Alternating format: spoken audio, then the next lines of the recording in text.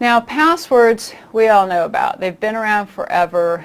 They'll probably be around a lot longer than most people want because they're embedded everywhere. Passwords are the least secure type of authentication technology that we have, but it's cheap.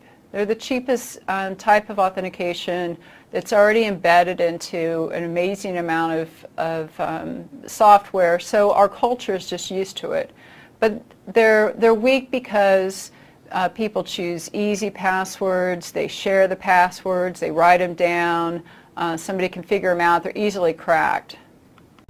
So one way you can try to enforce that your users use more complex passwords is to have a password generator.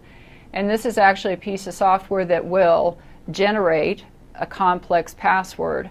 You set how many letters and if you want upper, lower, and symbols and all that, and it's going to generate a complex password.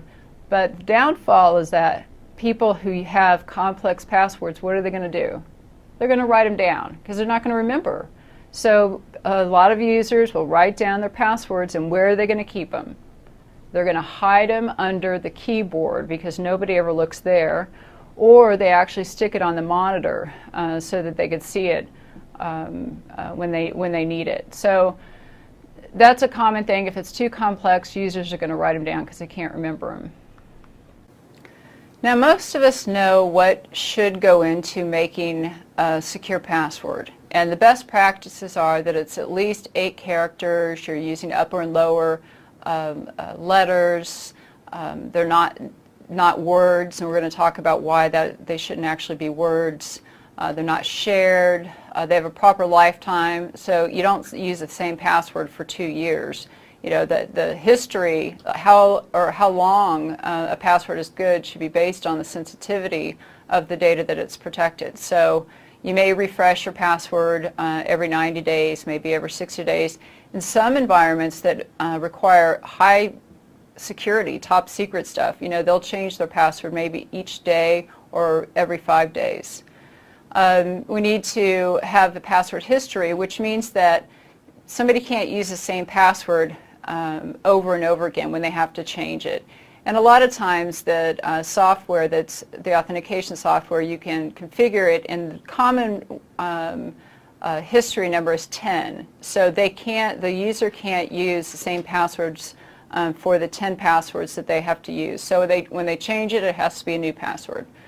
And also there's acceptable failed logins. We need to configure that if somebody logs in or tries to authenticate, they put in the wrong password, that they can't keep doing it over and over again until they get in. That would be a brute force where somebody tries over and over and over again until it's successful.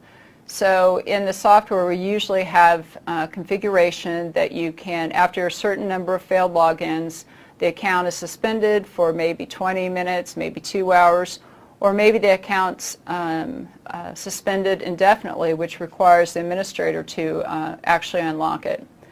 And then, of course, all of this should be audited. The unique user account, time, date, what applications are being accessed.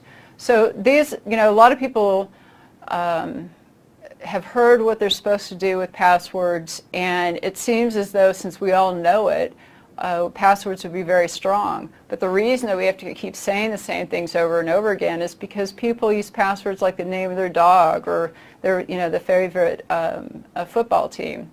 When I've done assessments for the government, and after hours, it depends on the type of assessment we do, but after hours you can go into somebody's office and just kind of look around, and if you figure out what they like. If there's a certain football team they really like, then that's what you're actually going to try to break their password. Or if somebody has a bunch of horses, you know, pictures of horses. So it's usually somebody picks something that's interesting in their life.